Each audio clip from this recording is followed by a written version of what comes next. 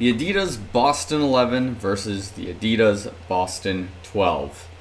Is the successor better than the previous rendition of the shoe? Let's talk about it and find out. So before we get into the video, make sure you like the video, subscribe to the channel if you're ready to subscribe to this content. Thanks so much, love you guys a lot. Make sure you follow me on Instagram and Strava for other sorts of updates, racing, and things like that coming up. So without further ado, let's begin. Specs for both shoes here respectively, and I guess we're just gonna get off to, just right off the rip, kind of some of the thoughts I've had between both shoes, and then we'll start comparing specs, different profiles between them, and yeah, we'll just kind of get into it that way. So if you guys have been watching this channel, you know that I've been kind of pushing away a little bit from some Nike shoes I've used that are newer in the market, but I have tried to get my hands on some older ones. But in the meantime, been experimenting a lot with Adidas, Hoka, trying to get into some On shoes as we're getting there as well. But in terms of playing around with the Adidas, the Boston series shoe came highly recommended, and as you've probably seen in some of these videos, the Boston 11 upper has pretty much like ripped within like 200 miles of using the shoe, which is like kind of like a bad sign for the shoe's upper. But there's a lot of optimism in terms of how like the shoe is riding that made me go ahead, and while I was at the Silco training camp for the last month, made me go ahead and purchase the Boston 12. Now there's some thoughts I have about it as we get already into closer to the 100-mile range at the time of the filming of this video. Still need to make a 50+ mile review of the shoe. I digress. Point here is there's things on this shoe that I like and dislike that are similar to the Boston 11, but not quite where I want them to be. So we'll get into that. I'm going to reiterate that opinion later on in the video, but let's just break down the specs individually. So first of all, apologies, I don't have the specs for these shoes memorized right now. It's been a little while since I've made one of these. So kicking us off, we're going to start with the predecessor, which is the Boston 11. This shoe, I believe, does ride at about 10 ounces, which puts it somewhere around 280 grams average. So it's a slightly heavier shoe, but as you'll see in the specs, we have a lot of cool things going on. We do have basically a 40 millimeter heel in this shoe with a 31.5 millimeter forefoot, giving us about an 8.5 millimeter offset in this shoe. So still gives us a nice high rise, almost closer to that 10 millimeter range, puts us up safely closer to the 8 millimeter, which gives us that nice standard trainer ride in the shoe. What we've got going on is this textile mesh in the upper with a lot of extra parts kind of going on with this like felt pattern in the toe box just to prevent ripping in the toe box. We do have a slightly gusseted tongue on this shoe, not a whole lot of material on it as well other than the area protecting you from any sort of shoelace pressure you have when you tie the shoe, which is, I think, a fine feature. It was kind of weird at first because of just how bulky it was, but then as you continue tying your shoe down, kind of ended up being a nice feature later on. And as we discussed with the upper just a few seconds or a few moments ago, the upper was slightly brittle and has ripped on the outside of this shoe on both shoes. And that's basically what's caused me to retire this shoe at just under 200 miles. Now, here's the thing, right? Despite the upper ripping on this shoe, I loved the snug fit of this shoe in terms of running. Like the fit was almost like streamlined as I've described it. It fit not like necessarily like a glove, but like something a little bit more pressurized. It felt like almost like a skinny jean in a way, where the mobility of your toes is like still kind of available, but you're just locked into it in a way where while you're running, your foot doesn't move around a lot and you don't have any sort of wasted energy. And that's something I really appreciated about this particular shoe. I just wish that the upper could have held or withstood the pain and I would say the ride that my running strike kind of entails, which is more of this like mid to forefoot kind of strike with a slight pronation or it was slight supination. Just as time has gone on, that's kind of what's happened to my running form nevertheless. So I wish it could have been a little bit better. I'm assuming that if I was a massive pronator, this Adi Zero insignia with this like, I would say plastic engraving or embedding in the shoe could probably hold the upper together here. But there wasn't a whole lot of reinforcement by the Adidas logo on the side of the shoe, and that's probably why it ended up ripping. Now again, with the foams, we do have the Light Strike Pro as our midsole foam, just to kind of give you that nice squishy responsive support that you would be looking for. And we do have that plastic I guess, plate or claw, whatever you want to call it, running across the shoe, and you can see it sandwiched between this Light Strike Pro and this Light Strike compound here at the bottom. And yeah, that's basically the principle of the shoe. We do have this outsole with the Continental rubber, and overall the rubber has sustained very well in the last 150 miles. Not too much damage, a little bit of color wear, a little bit of balding on this one particular area, but the outsole of the shoe is hanging in pretty well overall. Probably could have continued rocking the shoe as long as the upper was able to hold together, but as you can see, not really much of a choice there. So, speaking of outsoles and cool things going on, let's talk about the Boston 12. So, this is the successor.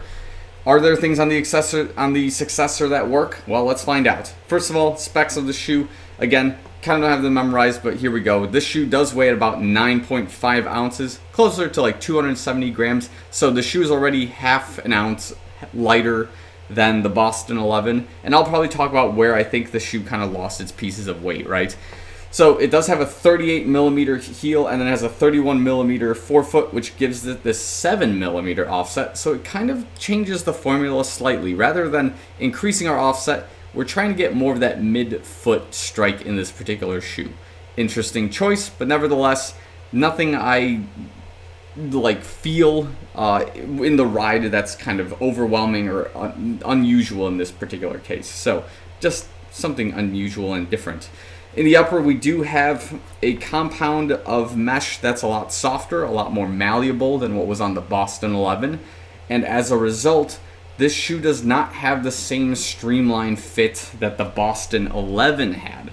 The Boston 11 has like this hard mesh upper that basically, like I said, fits like a skinny jean. Whereas this shoe has a lot more flexibility and not as much of that like streamlined feel all the way across the shoe. But it does have one caveat, which is that you do get that streamlined feel after you've kind of moved around in the shoe and your foot has finally found a place to kind of stabilize itself and you re-tie yourself in the shoe. Is this a good thing? It depends what you're doing. During a training run, kind of like, okay, whatever. During a race, not a great feature. So that's just something worth noting in terms of this shoe for, I would say, your kind of race day scenario. The tongue is also gusseted, but here's what I don't like about the tongue as well, is that the material is super light and it does move around quite a bit, which makes this a bit of a challenge in terms of getting the lockdown properly. And it's the same deal with the shoelaces, just because of it's a consequence of just some of the materials chosen here, that like even the way you tie your shoe, it might have more pressure on certain points of the shoe than you would like in different areas.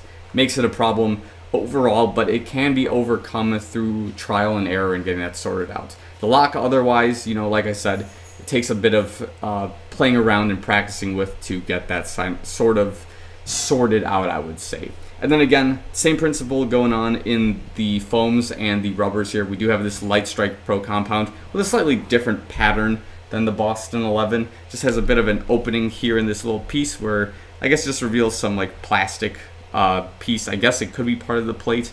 It is a black piece and the plate is sort of black there too. So I guess we can use deductive reasoning to assume that it's some sort of extension of it, I would say.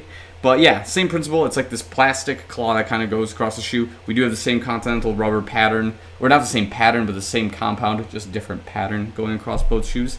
And yeah, it's basically just supposed to be our successor to the Boston 11. So now, the question here is whether the Boston 12 is a better successor to the Boston 11.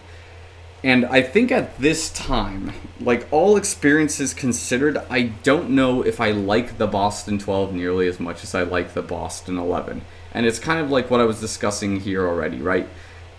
The materials used with the Boston 11, the compound of mesh, the streamlined fit, and I would say just the ride of the shoe overall is like really unmatched compared to a lot of other shoes I've used in the past. And the Boston 12, despite having a few upgrades, being a little bit lighter of a shoe, having more breathability, doesn't have that same lock that I would like in a shoe. And there's a lot of shoes that exist on the market that have the same sort of fit that the Boston 12 has, in my opinion. So if I had to choose like the Boston 12 over something else, like, I don't know, let's say it was like the Zoom Fly 5 from Nike, for example, or like the 1080 version 11 from New Balance.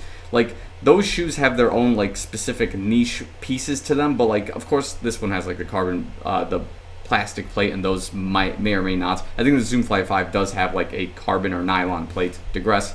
I would like even lean towards those shoes more than like trying to get into the Boston 12 in this particular case. But I don't hate the shoe. It's just I'm aware that there's some better options available in terms of what I'm specifically looking for here.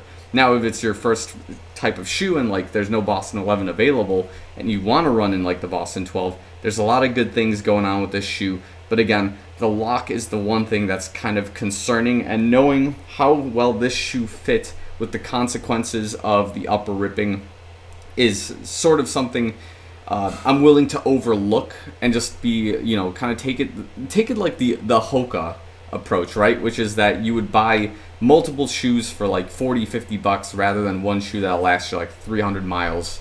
That'll cost you like $160, $180. It's kind of just the play on I guess the market there. It's not to say that I would buy another Boston 11. I most likely won't, but like, again, that's kind of just the approach here that, you know, I love the streamlined fit enough where I would buy this shoe again. I'm just not going to. There's some better options here, and like as I'm rolling into 6 weeks left of my marathon training, which has not been going great, I do have an emergency plan in terms of what shoes I would like to use for that rotation. We'll get into that video, I'm sure, later. But the Boston 12 will still remain in my lineup as like the easy to slightly tempo day kind of shoe. With the caveat, of course, that as I get into like more threshold workouts and things like that, I don't think the Boston 12 is necessarily going to sit in that lineup as well.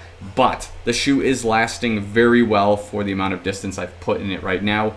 And at this point, yeah, we just got to keep pushing, wait and see, and just see at what point does this shoe kind of lose its mojo, I guess we can say. So again, if I had to choose between the two shoes, I do like the Boston 12. I really love the Boston 11. I don't think it's the world's greatest successor. It's not bad. It's just, if I can get the Boston 11 with this upper, but have the same streamlined fit, this Boston 11 would be a pretty sick shoe overall.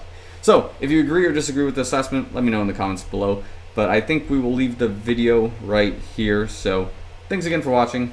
See you guys in the next one.